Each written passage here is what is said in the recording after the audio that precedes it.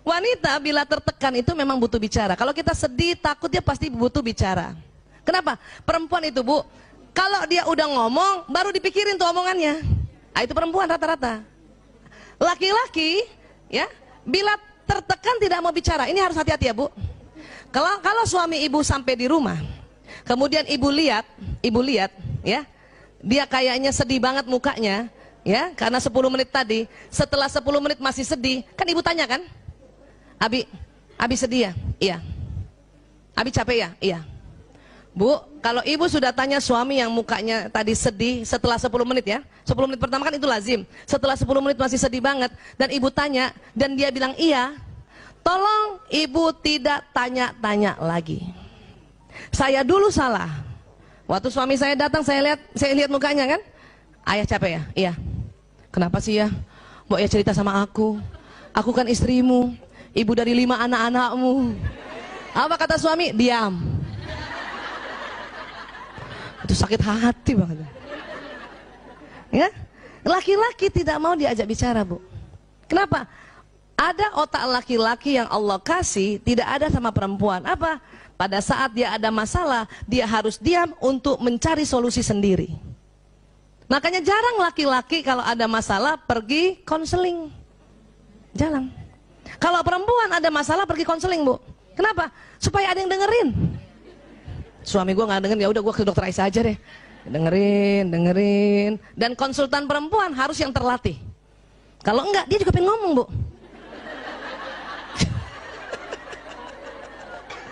Pasiennya perempuan, udah cerita, dia juga pengen cerita.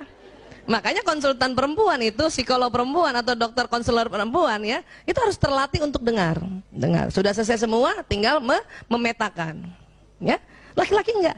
Dan ingat, laki-laki mau cerita sama istrinya kalau masalahnya ini sudah ada alternatif solusi.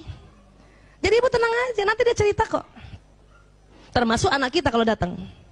Ya. Sayang, kok kayaknya marah ya? Iya, Bun. Mbok ya cerita sama Bunda. Bunda kan ibumu yang melahirkanmu. Sebetulnya anak laki mau bilang diam, tapi takut durhaka. Enggak kayak bapaknya, langsung diam. Paham ya, Bu?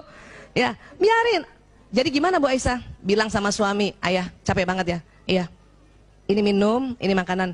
Ya, kalau mau ngobrol, panggil aku ya. Nah, gitu. Gitu, udah kita jauh-jauh dikit. Biasanya sambil nonton TV tuh. Mukanya gitu. Ya. Anak juga begitu, anak laki-laki. Ya, kakak capek ya? Iya, Bun. Ya udah, ini makan, ini minum. Kalau mau cerita kapan-kapan, panggil Bunda ya. Belum tentu hari itu dia mau cerita, Bun. Bisa jadi minggu depan. Ya. Kenapa? Laki-laki mau cerita sama perempuan, masalahnya dia cerita, tapi dia sudah ada alternatif solusi. Supaya apa? Laki-laki ingin dianggap sebagai pahlawan.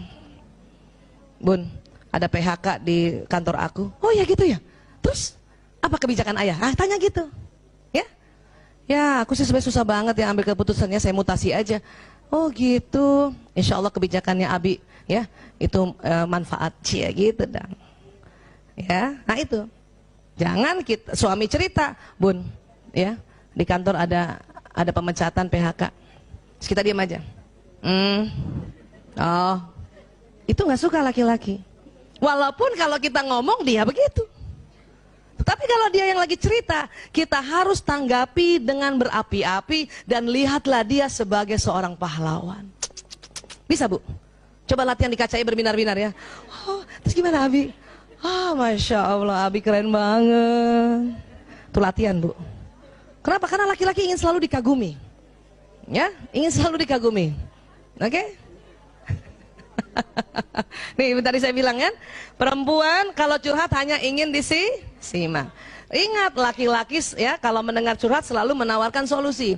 Ibu, pada saat ibu curhat dan suami ngasih solusi, karena ibu yang sudah belajar duluan, langsung bilang, ya Allah, dia mencintaiku sehingga curhatku dia kasih solusi. Walaupun ibu gemes banget kan, bukan mau solusi, ibu cuma mau kamu dengar aja gitu. Ayah, aku capek banget, setiap hari nganter anak-anak sekolah naik motor. Kata suami apa biasanya? Ya udah naik ojek aja kan gitu kan? Itu solusi bukan? Tapi karena istri bukan mau solusi, waktu disuruh kasih solusi ojek marah. ojek sekarang nggak bisa dipercaya, Abi. Ya udah kalau gitu panggil supir, apalagi supir. Wah. Terus kata suami apa? Lo katanya capek. Ya. Sebetulnya perempuan hanya ingin didengar, dan kalimat yang paling senangi perempuan apa? Umi kasihannya capek banget. Ciela, ya Allah. Bu, saat itu juga nggak jadi capek. Betul. Suami saya udah paham tuh. Kalau saya ngeluh apa-apa, kasihan kamu capek, istirahat aja. Ciela. Padahal maksud dia, udah diam nggak usah ngomong. Tapi kalimatnya sudah belajar dia.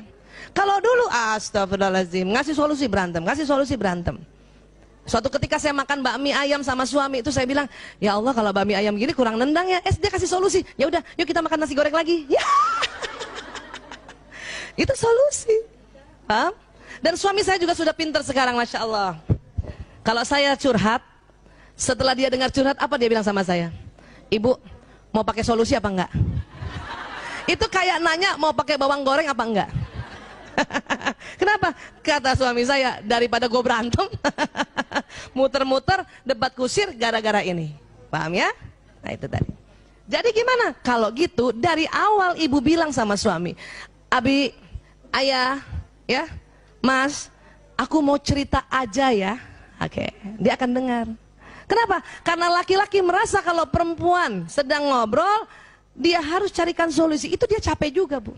Tapi kalau dari awal kita bilang, dengar saja ya, aku cuma mau cerita, dia udah tenang. Oh, bukan solusi.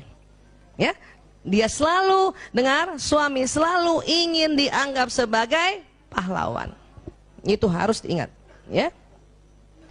Kenapa suami ingin dianggap pahlawan? Ini Bu, ini otak dibelah ya. Ada yang merah-merah ini. Coba pegang dulu dahinya Bu. Nah, di dalam situ Bu, ini kayak ibu pegang dahi itu yang ini nih, ini ya, depan sini ya. Nah, agak ke dalamnya itu ada segitiga. Ini saya kasih warna merah, aslinya bukan warna merah ya. Namanya hipotalamus. Hipotalamus. Apa Bu? Hipotalamus. Ternyata Allah ciptakan hipotalamus laki-laki 2,5 kali lebih lebar dari perempuan. Ini. Ya. Jadi lebih besar siapa Bu? Laki-laki. Berapa besarnya Bu? 2,5 kali. Ini supaya kita hafal terus ya, diulang-ulang ya. Apa fungsi hipotalamus? Sebetulnya banyak ya. Tetapi untuk laki-laki ya dan perempuan ini, hipotalamus ini pertama, pusat menjaga keamanan Bu. Berarti laki-laki lebih jago jaga keamanan bukan? Iya. Itu makanya dia juga selalu ingin dilihat sebagai pahlawan. Ini harus kita ciptakan Bu. Bu Aisyah, tapi kan kita pura-pura. Enggak pura-pura Bu. Kita harus create. Kita harus memang buat suasana seperti itu. Bukan pura-pura. Itulah amal ibadah kita sebagai seorang istri. Ya. Banyak suami-suami lagi ngobrol sama temennya, cerita tentang kehebatannya, kita ngomong apa dalam hati? Bohong. Apalagi kalau temennya lihat kan, itu bahaya banget Bu. Ya. Biarin, kalau suami cerita walaupun dia sesungguhnya, ya, dia bukan berbohong. Dia sedang negosiasi. Ya, kalau ada temennya tanya, ya, kamu punya chat nggak? Punya? Walaupun nggak punya tuh, itu negosiasi. Kita juga harusnya mendukung. Iya betul, insya Allah ada punya. Jangan. Oh.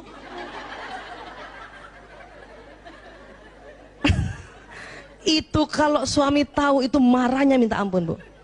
Ya Allah, karena kita menjatuhkan, nggak mau dia. Itu yang bikin setiap hari akhirnya apa? Dia dendam sama kita. Sehingga dia mencari perempuan yang menganggap dia seorang pahlawan. Wah Allah, ya paham ya Bu? Ini pusat. Kemudian apa lagi? Ini, kalau perempuan ini yang tebal nih, yang di tengah putih, namanya corpus callosum. Apa Bu? Corpus callosum. Lagi sekali lagi, corpus callosum. Yang mana sih Bu Aisyah? Itu otak di tengah Bu, bagian tengah tuh, putih. Nah, perempuan lebih tebal. Perempuan lebih tebal. Karena lebih tebal 30%, maka perempuan bisa mengerjakan lebih dari satu pekerjaan berbeda dalam satu waktu. Ibu sering gitu kan? Masak, suapin anak, balas WA, kakinya ngepel sambil balas WA. Balas WA, pantatnya tutup lemari gitu. Iya. Ya Bu? Siapa ibu pernah kalau punya wastafel di kamar mandi, ibu sikat gigi kan? lihat jendela berembun kan? Itu sambil ngilap ya. Kadang kaki ngambil baju kotor yang jatuh.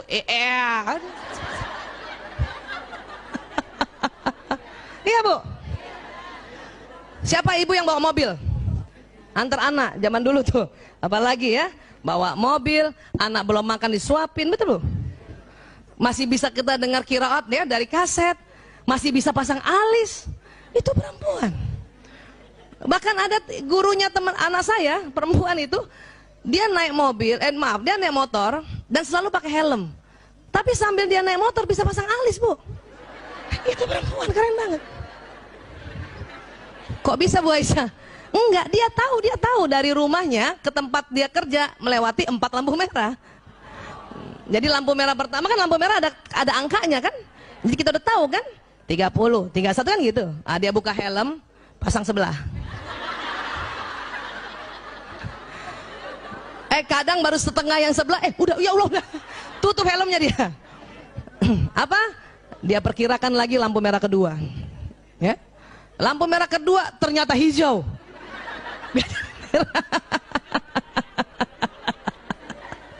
Lampu merah ketiga untung merah. Dia buka, betulin dikit. Ya, baru sebelah kan?